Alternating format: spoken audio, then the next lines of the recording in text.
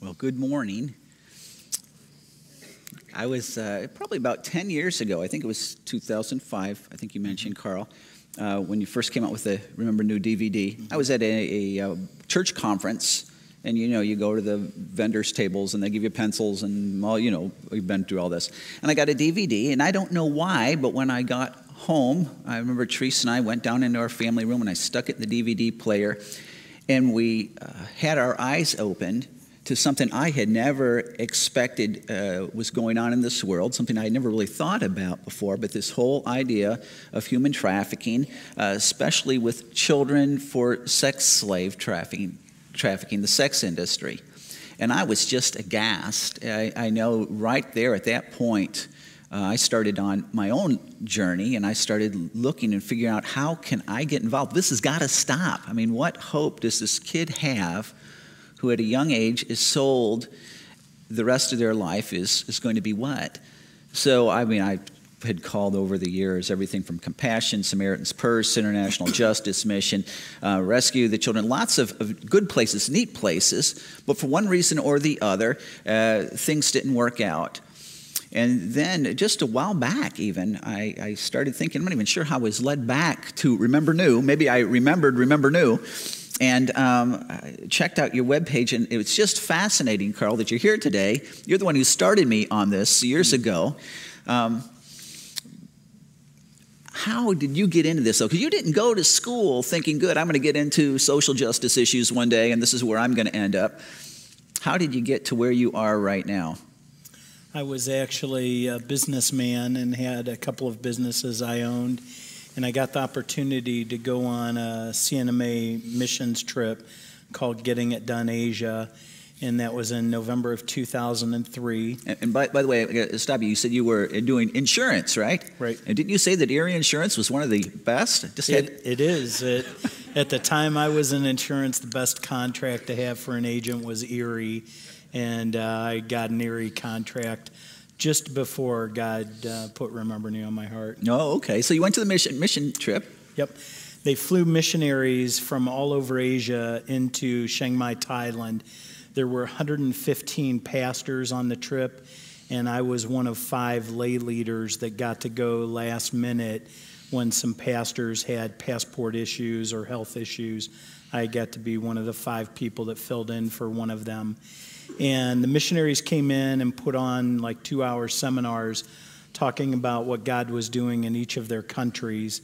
And I was halfway through my master's degree at Trinity Evangelical Divinity School and Seminary, and I thought when I finished I would be an administrative pastor just as a volunteer, maybe 20 hours a week for a church that could use some help in that area. But in the last seminar, as I was listening to this man from Cambodia, a CMA missionary, he was talking about child sex trafficking, and I had never heard of this topic in my life. And he talked about how up to 1 million children a year were entering the sex trade every year at that point. And that was pretty devastating. He showed a picture that you might see later of a girl named Chup Lee, and she was sold at 16 a few years later, died of AIDS from the disease, from the sex trade. But then he said, we have good news as well, and he showed Nhu's picture when she was 14 years old and showed her singing in a choir and said that she started coming to the Vietnamese school that the CMA had started there in Cambodia for the Vietnamese refugees. And he talked about how she became a Christian, was baptized, started sharing her faith and growing. And then as he was doing that, I was really relating to her. And I just thought, this is so cool. This is my sister in Christ. She lives 12 time zones away from me, and we're worshiping the same God. And I really related to her as my sister in Christ. And as I was doing that, he said that her grandmother carried out her threat and sold Nhu to a brothel. And the moment he said that, I had been going through the dark night of the soul, where it seems like God's silent in your life for 11 months in my case. And God broke that silence with just 2 words that he impressed upon my heart: Remember Nhu. And the moment that God put that on my heart, I just broke down crying, overwhelmed and in shock at what was happening to my sister in Christ and what could I do about it. The seminar went on for another 30 minutes, and I just sat there and couldn't quit crying, thinking about what was happening to my sister. And at the end of it, I went up to the man and asked if he could find Nhu, and he thought he could. And I said, could you get her out? Could you buy her out? And he said, yes, but you'd have to pay her room and board and the money her grandmother was given. And I gave him my business card, and I said, if you can find her and get her out, I'll give you a check for up to $20,000, and if you need more, tell me. And he left because he was flying back to Cambodia. And ironically, I went into Chiang Mai, Thailand, and sat at a Starbucks window sipping a cup of tea, asking God what Remember Nhu meant. Because I didn't know if she had died, and he wanted me to erect a memorial to her. I remember asking God, do you want me to hold her as she dies of AIDS? Do you want me to go in brothels looking for her? I didn't know what he meant. And as only God can do, behind me were 3 teenage girls who had just spent 3 weeks at New Life Center, which is a home to get girls out of the sex trade. And so in that Starbucks, God confirmed that he was calling me to do something about this. And that would be the first home that I interviewed to do research to learn what I could do to help. And within a week of that time, I was back home in Ohio, and I got down on my knees and I told God that till the day I died, I would do everything I could to stop this. I hadn't heard of this topic, and within an hour, God used different people to confirm his calling on my life. And so you went looking for Nhu. You found her. Now, with how you never mentioned that in your webpage or anything else. You just said you found her. How did you find this girl? I started taking trips to Thailand to do research for my master's thesis, and I interviewed children's homes to learn what could be done. And I did it academically, asking them what they did right, what they did wrong, and things like that. And then I would also take a few days and go over to Cambodia each time looking for Nhu, because the missionary didn't find her. And so over the next 2.5 years, I would take an interpreter and go up and down the Tonle Sap and the Mekong River with this picture I had of Nhu when she was 14 with 3 other girls. And I would just stop people and say, do you know any of these girls? Do you know how I could find them, how I could find their families? And 90% of the Vietnamese refugees lived along the Tonle Sap and Mekong rivers. And after 2.5 years and 6 trips in July 2006, I was able to find Nhu. My goodness. What, Carl, is this whole idea for a suburban American of selling your child is, it just seems so distant, far away. What is going through the mind of a parent who would sell their kid? It just seems like such a despicable sort of thing. Mm-hmm. But it's not always driven by just pure evil, right? Right. Yeah, I have learned that people are people all around the world. There's good, there's bad, there's spiritual, there's not spiritual. These mothers love their children, but it's so different culturally. In Asia, a lot of times girls don't even have birth dates. They're almost looked at like an animal. They don't even give them birth dates. They're very downtrodden. In a very typical situation, the one that we rescue the most children from is a young man and young lady will get married. They'll have a few children, and maybe 5 or 10 years into the marriage, the husband will run off with another lady, and he abandons that family, goes to a whole nother province, and starts a new family. And those kids and his wife will never see him again. And because the ladies are so downtrodden in many of these countries, they can't get a job and support their family. People won't hire them. As an example, I'll talk about Cambodia. The Vietnamese are really looked down upon by the Cambodians for the most part. And so a Vietnamese lady will not be hired by a Cambodian. The best she can do is go around and collect the trash for recyclables, and she can earn $25 in a month doing that full time. That's really about the best job she can get. So what a lot of them do is they try and find a man that they can marry who will say, yes, I'll take your children. They'll get married, and maybe a few months into it, she'll get pregnant, and then that man will say, I'm sorry, those are your husband's children. We now have our own family that we're starting. We can't care for your children. And the most typical child that we receive comes home from school and their mom's gone, and they'll never see her again. She's went off now with this man to start a new life, and we call them effectively orphaned because both their mom and dad are alive, but they won't ever see them again. And I can't describe how devastating the poverty is there and the hopelessness. And as kind of some proof on what I'm saying is we've offered over 1,000 scholarships at Remember Nhu, and we've been turned down less than 10 times. When these ladies or husbands or grandparents have an alternative that's better for that child, they take it. They love their children the same way that we do.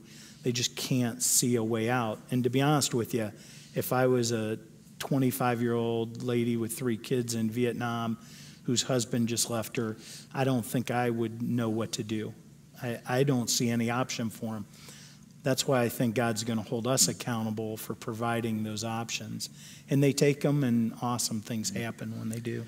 Now, a child that gets sold into this situation, what is the future for this kid?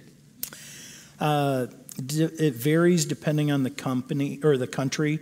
In Cambodia, if you enter the sex trade before your 18th birthday, you have over a 97% chance of leaving it with HIV/AIDS. In these countries, the health care is very poor, so when they get AIDS, they die very quickly. Countries like India, literally, it sounds crazy, but it's literally true that when no one will buy them anymore, they just put them on the streets, and they're literally shoveled up like trash after they die. It's very terrible how they're treated. So God put this on your heart. What was next? What's happened? What do you do? What's your strategy?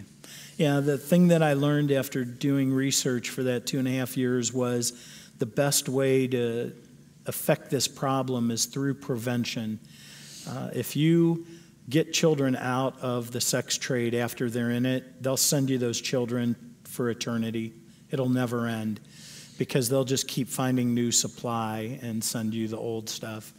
That's how they look at it. But through prevention, when we prevent a child from coming into the sex trade, that child now won't let their family be sold. They won't let their neighbors or the kids at school be sold. I estimate that for every child that we prevent going in, they protect maybe 7 or 8 other children. That's one of our biggest source of referrals is our children referring friends and family who become at risk. What I've learned is that through doing that, one of the things we've found out as time has gone on is when we found out a child is sold in a village, we go to that village, we tell the village chief that we have scholarships and that we have children's homes where we help impoverished children. And when those children come to us, we pay everything: food, clothing, shelter, medical care, education, all of their expenses. And then we'll interview the children in that village and find out which ones are at risk, and we'll offer scholarships to those children. And what we've learned over the time is that once we go into a village, they no longer sell their children into the sex trade. We tell that village chief, and we tell them our risk factors. If you have a child whose father leaves them, a parent goes into jail long term, if they have a sibling or a parent that's a drug addict, an alcoholic, or works in the sex trade that will help those children. And literally, I could take you to probably 30 villages in Thailand as an example that we're in, and they no longer sell their children. So we're stopping at one village at a time, providing houses of refuge for the children to look in or live in. And now we have over 950 children in 40 different homes around the world. So now, here's a question, just be careful. But how is this different from like Compassion? I mean, I've had Compassion kids for 30 years. Yep. We've got 2 right now. But how is this different than that? Because they do education and take care of them as well, right? Yeah, and that's a great question. A lot of people ask me about this because our sponsorship cost a lot more than Compassion. Or World Vision or many organizations like that. The difference is we're housing the children. They're living with us 24 hours a day, 7 days a week, 365 days a year. We're also keeping our children till they're no longer at risk of the sex trade. We currently have 13 of the 15 children that have graduated high school in our program. They're in university right now, and we'll see them through that so that they're no longer at risk. If they can't attend university, we give them vocational training or help set them up in a business. Where, as an example, Compassion specifically, they will help the children stay in school. They'll give them vitamins or food supplements, things like that, but they don't house children. And the hard thing of that I learned and why we run children's homes is that education is a key factor in preventing children from being at risk of the sex trade. However, if their family environment is still risky, they'll end up being sold. And as an example, they may be going to school, but if their dad gets put in prison, their mom may sell them for the money to help the other children survive. So what I learned through research is that you have to remove them from a bad situation. We also do some of what the other organizations do. We have scholarship children who they're at risk, but not because of their family environment. Maybe they're true orphans where their mom and dad have died. They live with a grandma who just can't afford to feed them or put them in school. But she loves them and she doesn't want to sell them, but they might starve or sell themselves trying to help their grandma. We'll give that child a scholarship, have her stay with her grandmother, and then she's no longer at risk. But for 90% of our children, their home environment is what makes them at risk. Now, do you ever do any rescue stuff where you steal the kids or get the kids out of bad, they're in brothels somewhere and you guys storm the brothel and take the kids? Do you do anything like that? Yeah, we don't do that. We once in a while run into a child that is in a brothel who one of our kids tells us about, and we refer them to other organizations that work in that realm. And the reason that we don't take them into our home is we're not equipped to help them. When they've been in a brothel even for a day, they literally need surgeons to repair damage. They need medical doctors. They need social workers. They need psychologists. And we're not equipped to help them. And so it wouldn't be very loving for us to take them in and not be able to give them the resources. But we have relationships in the countries that we're in with aftercare facilities who we have given grants to help them do some things, and we refer children in that way. Now, do you seek out kids who are potential slaves just in working as slaves outside the sex industry? Mm-hmm. Or is that really your niche? Yeah, we just do one thing, which is our goal is ending child sex slavery through prevention. I feel like God made it very clear to me that he wanted me to focus in one area, and now that's actually 1.2 million children a year who enter the sex trade. So that, again, that's our focus, is we're working to find those children and prevent them from ever entering the trade. Sure. Now, how big is Remember Nhu today? We have, as I said earlier, a little over 950 children in our care full-time. They live in our homes. We have 40 homes in 10 different countries. We have homes in Africa. We're in Kenya, Guinea-Bissau, Senegal, and Gambia. And then we have homes in India, Myanmar, Thailand, Cambodia, the Philippines, and Bolivia. And we have about 120 indigenous workers. All of the workers in our homes are indigenous to those countries. We don't want to Americanize the children. We want them to stay in their country and affect it for Christ. And so we use Americans to manage and oversee things and teach English as a second language. In most of the countries we're in, if a child has a high school diploma in good English, they can earn double to triple the average wage in the countries. And so we have about 20 full-time American workers and hundreds of volunteers around the U.S. that do all kinds of things for us.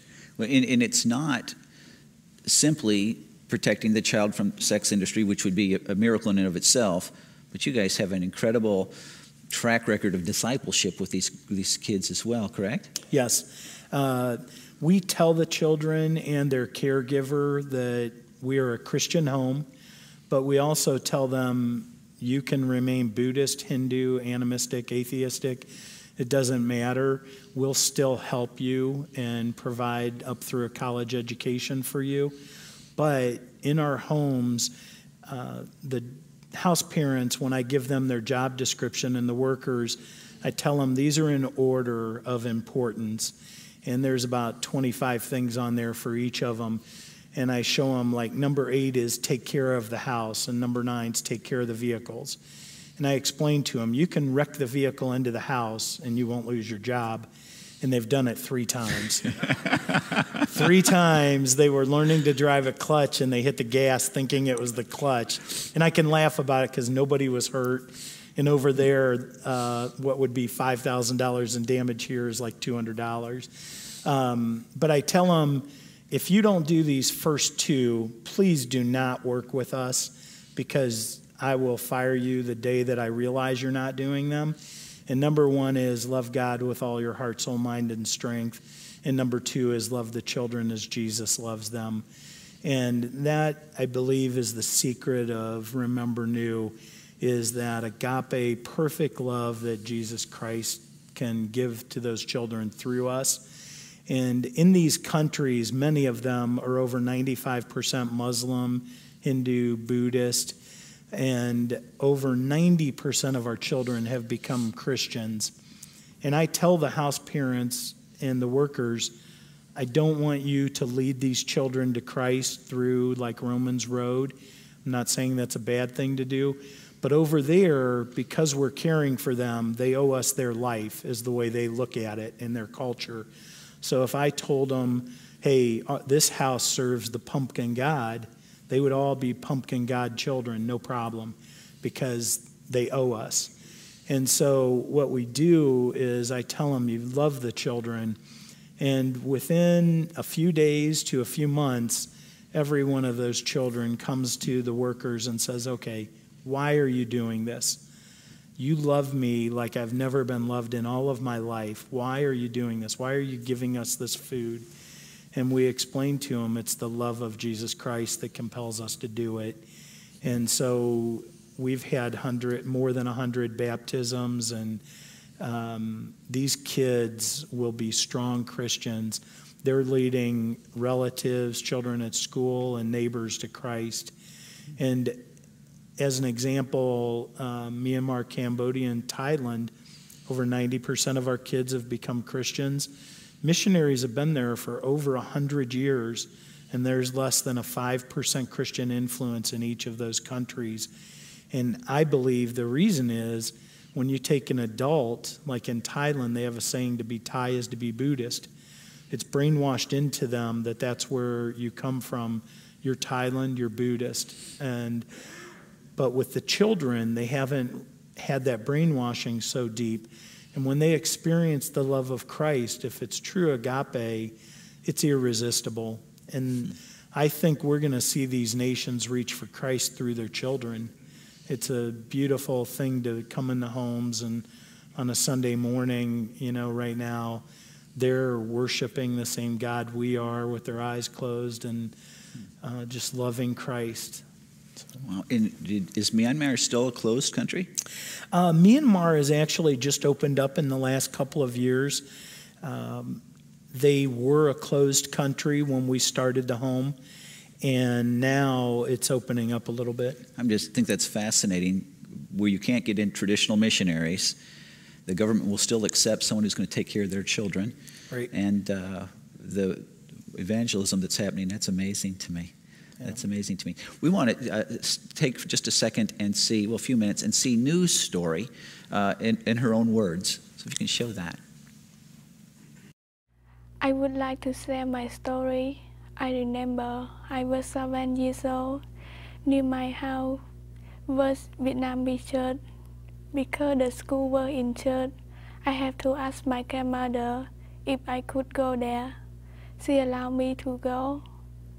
My teacher helped me to study Bible every day, and then I believed in Jesus and became a Christian.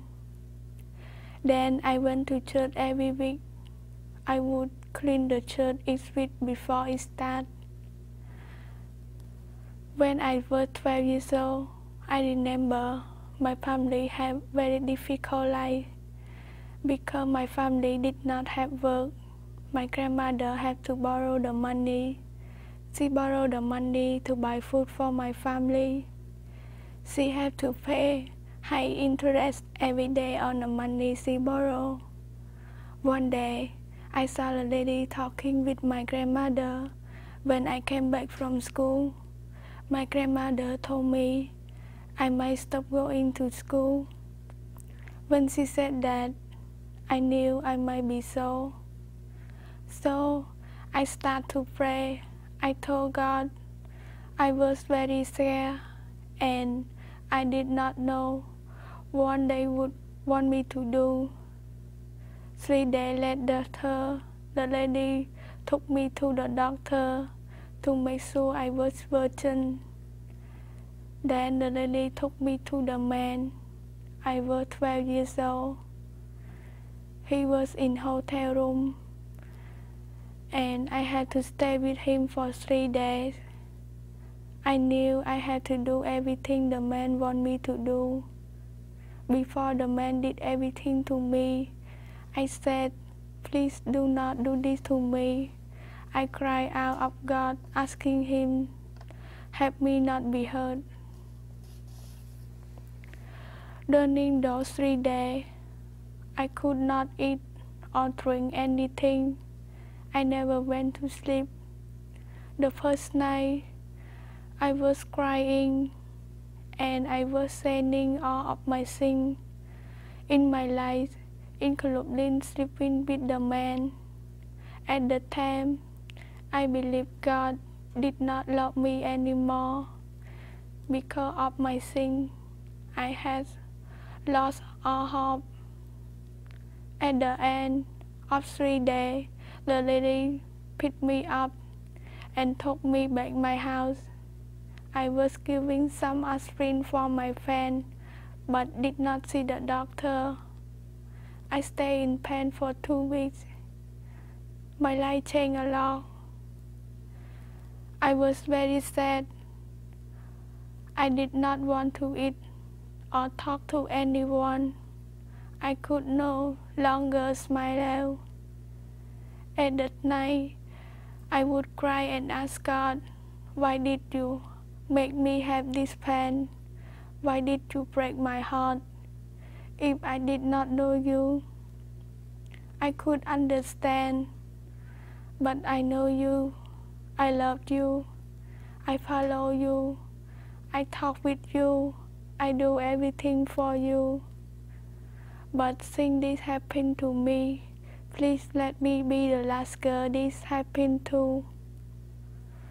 After about 2 weeks, my teacher Chang convinced me to come back to school and church. During the next 6 months, I learned that my friends at school talking about me.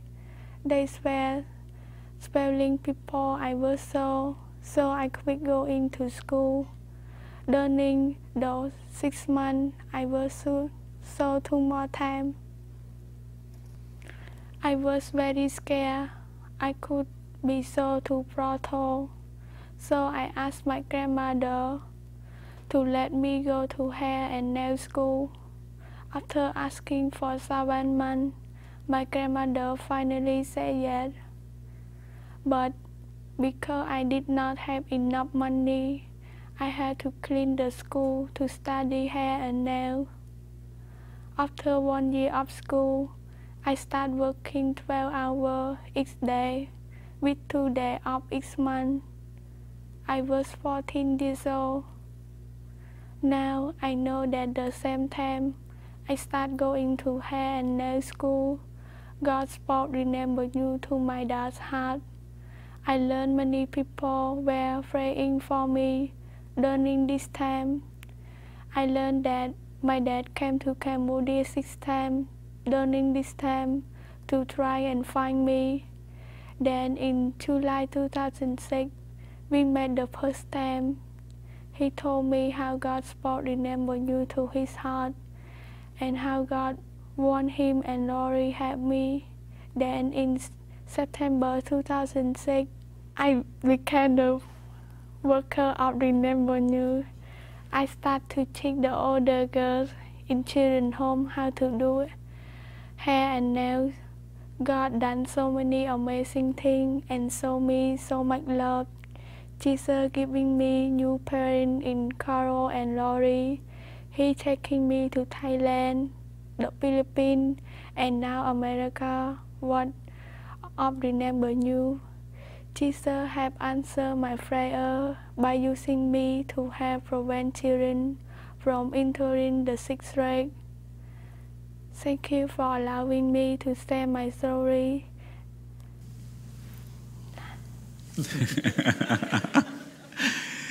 She considers you her father. Right. Yeah, wow. And where's she at right now today? In Cambodia.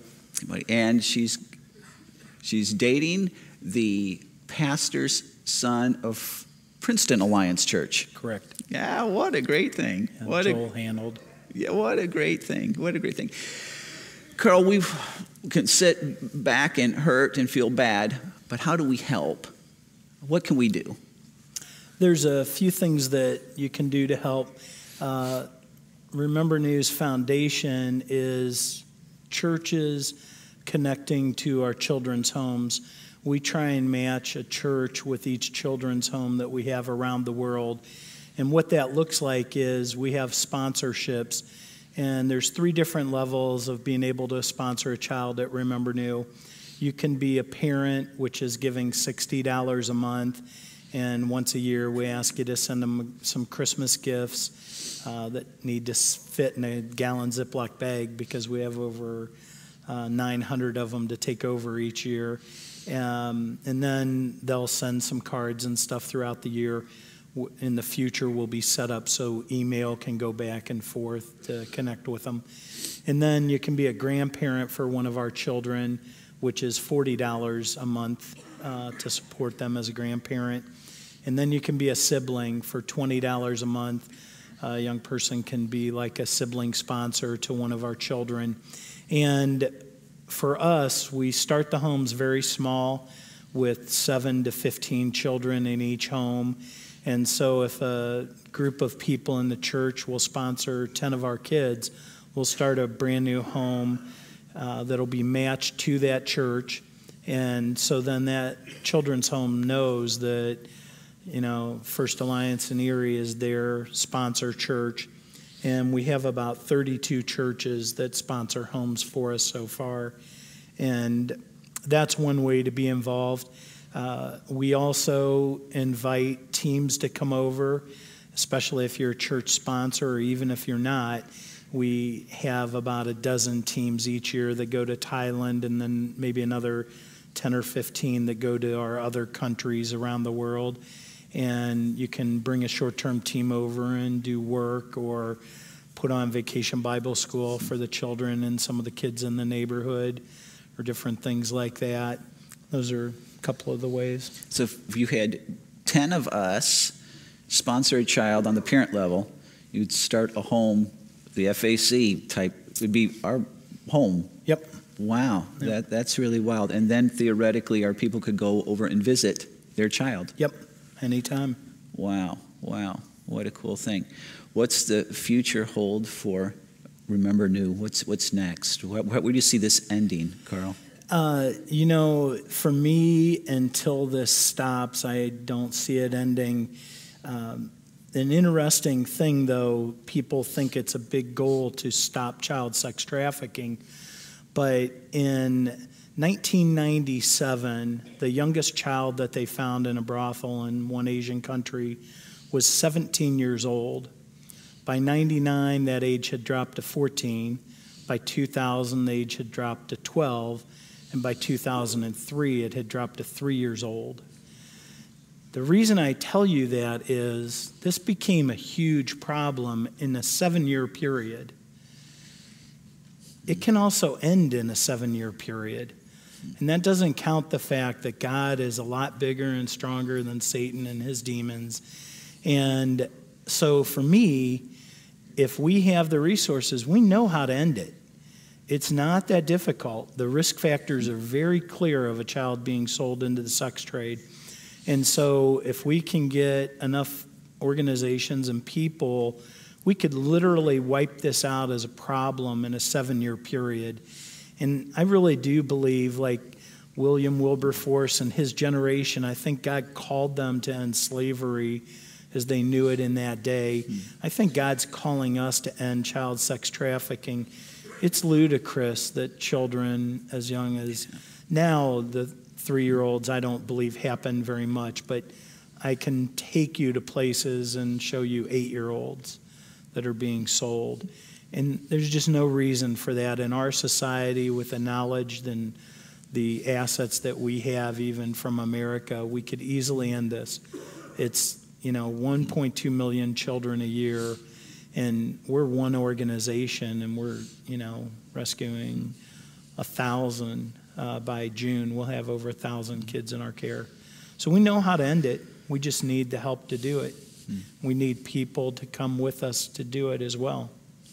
Great. And if anyone's interested, they can stop. You have a table out in the lobby. Yeah, we have a table, and you can pick up a brochure on child sponsorship, or you can sign up today to sponsor a child as well. This is informational, and we'll direct you to our website.